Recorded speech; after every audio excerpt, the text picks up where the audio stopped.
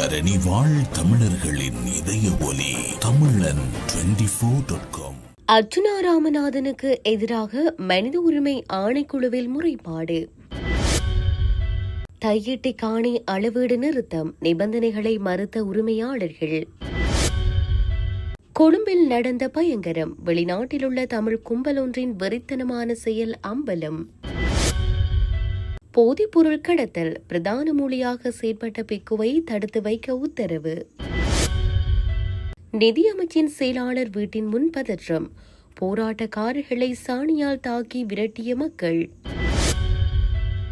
மெஹசின் சிறைச்சாலையில் இருந்து தப்பிக்க முயன்ற கைதி உயிரிழப்பு, 2 அதிகாரிகள் கைது.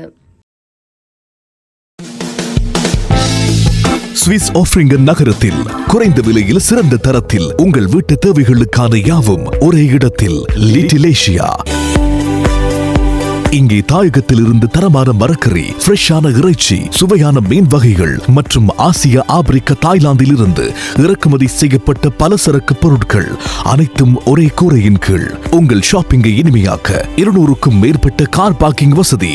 மேலும் ஹைவேயில் இருந்து வரும் 700 மீட்டர் தூரத்தில் மிக பிரம்மாண்டமான லிட்டில் ஏசியா எக்ஸோட்டிக் ஃபுட். இன்னும் என்ன யோசிக்கிறீங்க? இப்பவே வாங்க, கையோட அள்ளிட்டு போங்க.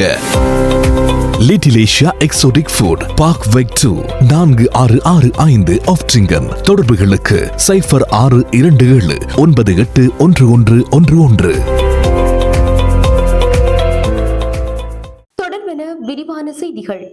யாழ்ப்பாணம் பெரியவிளான் பகுதியில் இடம்பெற்ற காணி தொடர்பான தகராறு சம்பவம் ஒன்று தொடர்பில் நாடாளுமன்ற உறுப்பினர் அர்ச்சுனா ராமநாதனுக்கு எதிராக மனித உரிமை ஆணைக்குழுவின் யாழ்ப்பாண பிராந்திய அலுவலகத்தில் முறைப்பாடு செய்யப்பட்டுள்ளது. யாழ் பெரியவிளான் பகுதியில் கடந்த சனிக்கிழமை காணி பிணக்கு தொடர்பில் அர்ச்சுனாவிற்கும் மற்றொரு தரப்பினருக்கும் இடையே வாய்த்தர்க்கம் ஏற்பட்ட சம்பவம் நாடளாவிய ரீதியில் பேசுபொருளானது. இந்நிலையில் வாய்த்தர்க்கம் முற்றியதோடு அர்ச்சுனா ராமநாதன் வைத்திருந்த தனது கைத்துப்பாக்கியை காட்டி மற்றைய தரப்பினரை உயிர் அச்சுறுத்தல் விடுத்திருந்தார். இது தொடர்பான காணொலி வெளியாகி பெரும் பரபரப்பை ஏற்படுத்திய நிலையில் சம்பவம் தொடர்பில் பாதிக்கப்பட்ட தரப்பினர் மனித உரிமை ஆணைக்குழுவின் யாழ் பிராந்திய அலுவலகத்தில் முறைப்பாடொன்றை பதிவு செய்துள்ளனர். மேலும் சம்பவத்தின் போது அர்ச்சுனாவின் தாக்குதலுக்கு உள்ளான இளைஞன் ஒருவர் யாழ் போதனா வைத்தியசாலையில் சிகிச்சைக்காக அனுமதிக்கப்பட்டுள்ளதாகவும் முறைப்பாட்டில் தெரிவித்துள்ளனர். குறித்த சம்பவம் தொடர்பில் அர்ச்சுனா மற்றும் மற்றைய தரப்பினரை சேர்ந்த பெண்ணொருவரும் இடம்பெற்ற விசாரணைகளின் பின் நாளை வரை விளக்கமறியலில் தடுத்து வைக்க உத்தரவு பிறப்பிக்கப்பட்டுள்ளமை குறிப்பிடத்தக்கது. தையிட்டி சட்டவிரோத விகாரை அமைந்துள்ள காணி உரிமையாளர்களை விகாரை பகுதிக்கு பதிவுகளை மேற்கொண்ட பின்னரே அனுமதிப்போம் என பலாலி போலீசாரால் காணி உரிமையாளர்களுடன் முரண்பட்டமையால் அப்பகுதியில் பதட்டம் ஏற்பட்டுள்ளது. தையிட்டி சட்டவிரோத விகாரை அமைந்துள்ள காணி உரிமையாளர்களில் காணி உறுதிகள் வைத்துள்ள 17 பேரின் காணிகளை அளவீடு செய்வதற்காக இன்று விகாரை அமைந்துள்ள பகுதிக்கு வருமாறு மாவட்ட செயலர் 17 பேருக்கும் மாவட்ட செயலர் கடிதம் மூலம் அழைப்பு விடுத்திருந்தார். இதன்படி காணி உரிமையாளர்கள் விகாரை பகுதிக்கு சென்ற வேளை விகாரைக்கு அருகில் போலீஸ் வீதி தடையை ஏற்படுத்திய போலீசார் விகாரை பகுதிக்கு செல்வோரின் அடையாள அட்டைகளை பரிசோதித்து பதிவுகளை மேற்கொண்டதுடன் காணி உரிமையாளர்களின் பெயர்கள் அடங்கிய ஒரு பட்டியலை கைகளில் வைத்துக் கொண்டு சோதனையிட்டு பெயர் பட்டியலில் பெயர் உள்ளவர்களை மாத்திரமே அனுமதிப்போம் என கூறியுள்ளனர். அதனால் எமது காணிகளை அடையாளம் காட்ட வருமாறு மாவட்ட செயலர் கடிதம் மூலம் அறிவித்துள்ளார். அதனால் தான் வந்தோம்.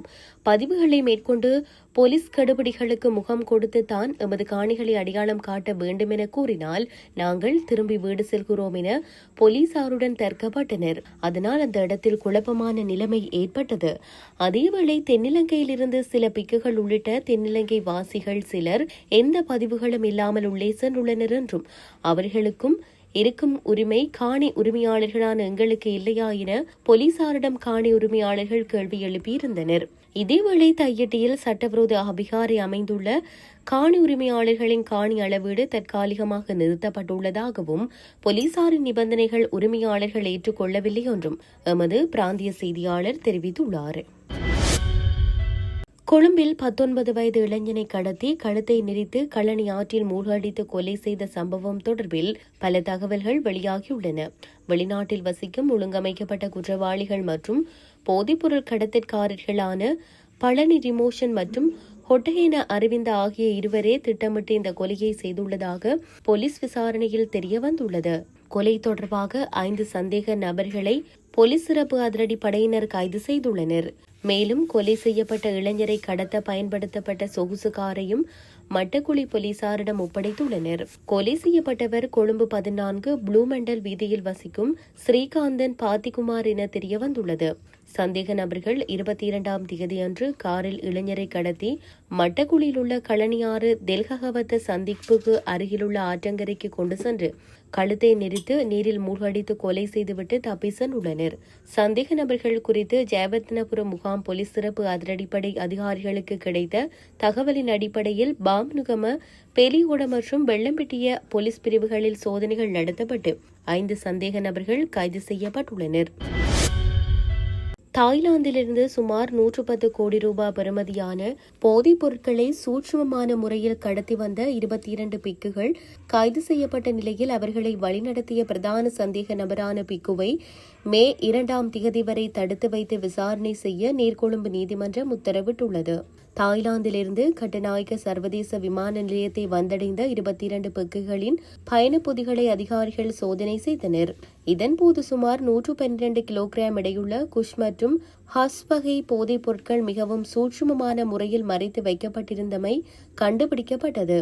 கைது செய்யப்பட்ட 22 பிக்குகளும் இன்று மேலதிக மருத்துவ பரிசோதனைகளுக்காக கொழும்பு சட்ட வைத்திய அதிகாரியிடம் முன்னிலைப்படுத்தப்பட்டனர். இந்த கடத்தல் கும்பலை வழிநடத்திய பிரதான சந்தேக நபரான கடவத்தை ரமுத்துகல ஸ்ரீ புண்ணியாலங்காராம விகாரியை சேர்ந்த அகுணுகுலே அமிதானந்த என்னும் பிக்கு விமான நிலையத்தில் போதைப்பொருள் சிக்கியதைக் கண்டு அங்கிருந்து தப்பி சென்றார். மிரிஸ்வத்தை பகுதியில் மறைந்திருந்த இவரை போலீசார் விசேட தேடுதல் நடவடிக்கை மூலம் நேற்று கைது செய்தனர். விசாரணையில் கைது செய்யப்பட்ட அமிதானந்த பிக்கு போதைப்பொருள் உட்கொண்டிருந்தமை மருத்துவ அறிக்கையில் உறுதி செய்யப்பட்டுள்ளது. இளம் பிக்குகளை தாய்லாந்து சுற்றுலாவுக்கு அழைத்து செல்வதாக கூறி இந்த கடத்தல் நடவடிக்கையை ஒருங்கிணைக்க ஒரு வாட்ஸ்அப் குழுவை இவர் இயக்கி வந்துள்ளார். இவரை எதிர்வரும் மே 2ஆம் தேதி வரை 7 நாட்கள் தடுத்து வைத்து விசாரணை செய்ய நீர்கொழும்பு மேலதிக நீதவான் அனுமதி வழங்கியுள்ளார். கொழும்பு போதைப்பொருள் தடுப்பு பிரிவினர் இந்த சர்வதேச போதைப்பொருள் கடத்தல் பின்னணியில் உள்ள ஏனைய நபர்கள் குறித்து தீவிர விசாரணைகளை முன்னெடுத்து வருகின்றனர். கொழும்பு மெகசின் சிறைச்சாலையில் கைதி ஒருவர் உயிரிழந்த சம்பவம் தொடர்பாக ஜெயிலர் ஒருவரும் பெண் பாதுகாவலர் ஒருவரும் கைது செய்யப்பட்டுள்ளனர். இந்த சம்பவம் குறித்து சிறைச்சாலை திணைக்களம் விசேட விசாரணையை ஆரம்பித்துள்ளதாக அதன் ஊடக பேச்சாளர் கஜநாயக்க தெரிவித்தார். போதைப்பொருள் குற்றச்சாட்டின் பேரில் கைது செய்யப்பட்டு விளக்கமறியலில் வைக்கப்பட்டிருந்த 2 சந்தேக நபர்கள் நேற்று காலை சுமார் 11 மணியளவில் மெகசின் சிறைச்சாலையில் இருந்து தப்பி செல்ல முயன்றதாக தெரிவிக்கப்படுகிறது. அங்கு பணியில் இருந்த சிறை காவலர் அவர்களுடன் போராடிய போது மயங்கி விழுந்த ஒரு சந்தேக நபர் உயிரிழந்ததாகவும் மற்றொரு சந்தேக நபரும் சம்பந்தப்பட்ட அதிகாரியும் காயமடைந்ததாகவும் சிறை அதிகாரிகள் தெரிவித்துள்ளனர். மூவரும் வைத்தியசாலையில் அனுமதிக்கப்பட்ட பின் அவர்களில் ஒரு கைதி சிகிச்சை பலனின்றி உயிரிழந்துள்ளார் என தகவல்கள் தெரிவிக்கின்றன. 38 வயதுடைய கைதியே இவ்வாறு உயிரிழந்துள்ளதாக சிறைச்சாலை திணைக்களம் குறிப்பிட்டுள்ளது. இந்த சம்பவம் தொடர்பாக பொரளை போலீசாரிடமும் முறைப்பாடு செய்யப்பட்ட நிலையில் இதுகுறித்த விசேட விசாரணைகளை ஆரம்பித்துள்ளதாக போலீஸ் ஊடக பேச்சாளர் மேலும் தெரிவித்தார். இந்நிலையில் உயிரிழந்த சந்தேக நபரின் உறவினர்கள் சிறை அதிகாரிகளின் தாக்குதலால் மரணம் ஏற்பட்டிருக்கலாம் என்று சந்தேகம் இருப்பதாக தெரிவித்துள்ளனர்.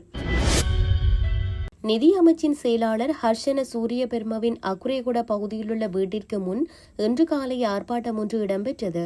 திரைசேரியில் இருந்து 2.5 மில்லியன் அமெரிக்க டாலர்கள் ஹேக்கர்களினால் திருடப்பட்ட சம்பவம் தொடர்பில் நிதி அமைச்சின் செயலாளருக்கு எதிர்ப்பு தெரிவிப்பதற்காக இந்த ஆர்ப்பாட்டம் இடம்பெற்றது. சுகீஸ்வர பண்டார உள்ளிட்ட நவஜனதா பெரமுன கட்சியின் ஆதரவாளர் குழுவினரால் இப்போராட்டம் ஏற்பாடு செய்யப்பட்டது. அங்கு அவர்கள் கூச்சலிட்டு ஆர்ப்பாட்டத்தில் ஈடுபட்டிருந்த போது சுகீஸ்வர பண்டார உள்ளிட்ட சிலரது மீது பொதுமக்கள் சிலர் முட்டை மற்றும் சாணியால் தாக்குதல் நடத்தியதாக தெரிவிக்கப்படுகிறது. இதனைத் தொடர்ந்து இரு தரப்பினருக்கும் இடையே முறுகல் நிலை ஏற்பட்டதால் அப்பகுதியில் பதற்றம் நிலவியது. இந்நிலையில் போலீசார் சம்பவ இடத்திற்கு வந்து நிலைமைகளை கட்டுப்படுத்தினர்.